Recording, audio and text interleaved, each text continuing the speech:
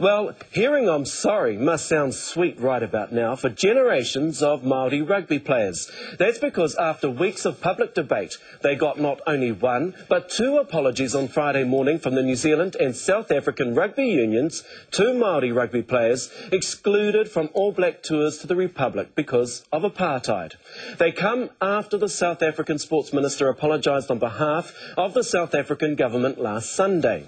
Standing by in Palmerston North is Malcolm Mulholland, rugby historian and author of Beneath the Maori Moon, an illustrated history of Maori rugby. Tēnā koe. Tēnā koe, Shane. But what about our government? That's the question. Should they also say sorry too? One man who thinks they should is former Māori All Black Bishop Muru Walters, and he joins me now from Wellington. Tēnā koe. Tēnā koe, Shane. Bishop, these apologies, are they enough for you? I think it's incomplete. It's three prongs so far. It just needs that other prong to complete it. And you want the government, the current New Zealand government, to apologise as well. Tell us why. And, well, that's the one that's missing because the South African government and its rugby union and our rugby union here in New Zealand have responded very, very well, really. Quite good news. And all it needs is for the rugby our government to reciprocate, to Why do you take think that part is? in Why it. should our government apologise?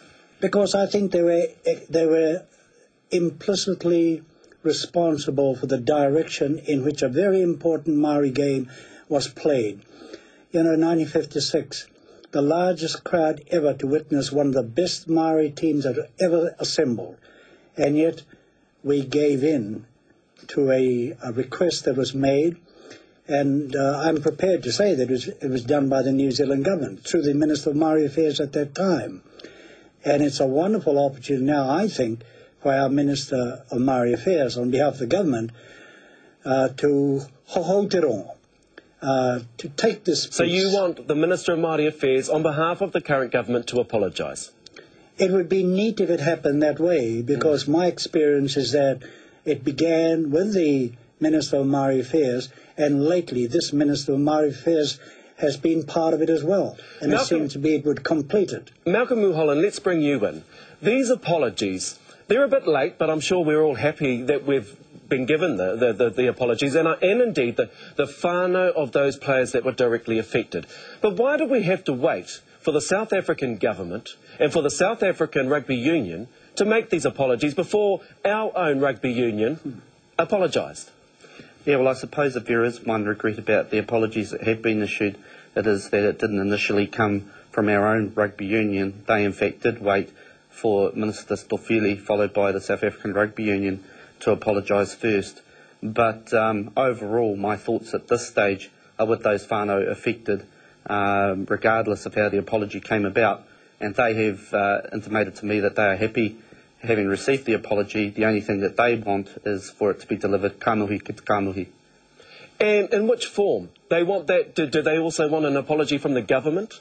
Or do they want it, the apologies that were given, we've seen them in a press release, we've seen them in the headlines, but as you say, nothing yet, kamuhi ki te kamuhi. Yeah, I think they would also be quite open to the idea of the New Zealand government making an apology, because as Muru has stated, they were the fourth major player in the policy of Māori not touring with successive All Black teams to the Republic.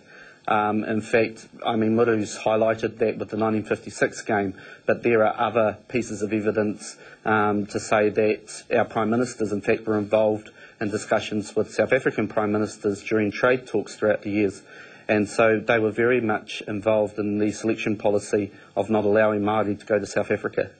I don't want to dwell on our own New Zealand Rugby Union, but I have to say, how stupid do you think this makes them look now?